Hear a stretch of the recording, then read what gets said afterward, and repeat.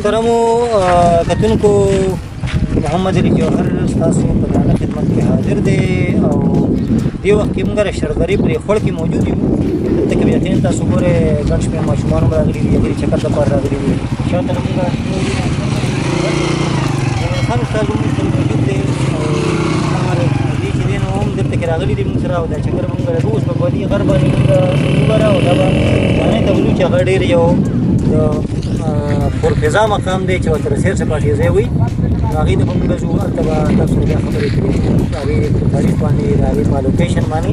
په مومن خان استاد دا راته ووایه چې تاسو خپله راپرګلو یې که نه دا خوړ به تقریبا څومره زور وي او دې څه اهمیت داسې څه دی؟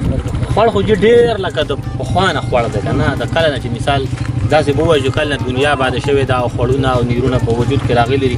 دا د هغې زمانې پخواني تاریخي خوړ دی او دې خوړ ته چې کومونه د نارنجي خوړ هم ویلي چې ځکه دا د نارنجي نه راتېر شوی دی، په شردره باندې راغلی دی، د شردرې نه پورې بیا په میرالي باندې تللی دی. په میرالي کې بیا د دې خوړ نوم د بورا خوړ بورا خوړ ورته هلته هم دا خوړ دی.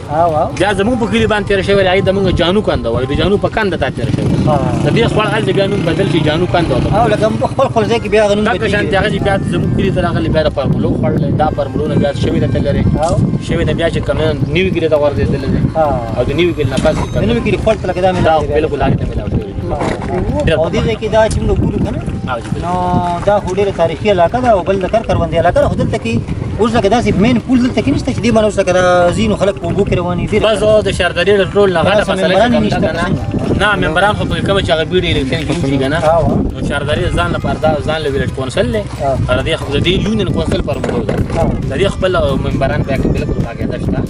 خو چونکې ممبر یا د بیډي والا سړی خو غټ پول پراجکټ نشي کولی که نه، دا خو د ګورنمنټ په سطح باندې کېږي. زمونږ د شردرې د کلي مسله هم دا ده، په شردره کلي کې ټیچران ټول له باره کلو دي. های سکول پکې د هلکانو شته، جینکو پکې میډل یا های نشته. پرایمري سکول پکې درې د هلکانو شته، پرایمري د جینکو سکول پکې شته.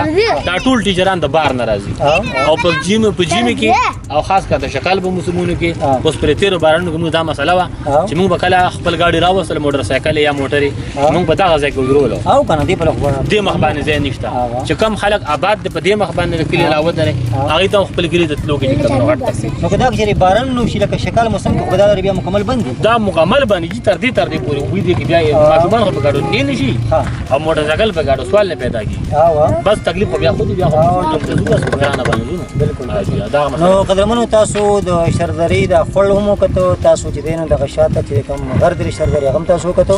دې نه پس په موږ جانې ته ځو، هلته به ځان له بیا تاسو لپاره خبرې ترې تاسو سره کوو هلته نه. او دلته کې تاسو لوکیشن وکړو یقینا چې دا سیل ځای دی، دا هم څنګه چې دلته د مومن خان خبره وکړه چې دې کې تکلیف یقینا چې شته ځکه چې پول مسله ده. نو زموږ خو دعاګانې تاسو سره دي د خلکو سره او زموږ هغه ارباب اقتدار ته هم خاص دی چې په دې ځای باندې خصوصي توجه ورکړي. ځکه دې نه پس بیا جانې شروع کېږي نو بیا جانې نه بیا ګنیر او بیا رستم او دغه نو ډېره ښکلې علاقه ده، ډېر زبردست. نو که چې دا پول دا مطلب پکې حل شي یقینا چې دې خلکو ټولې مسلې به حل شي.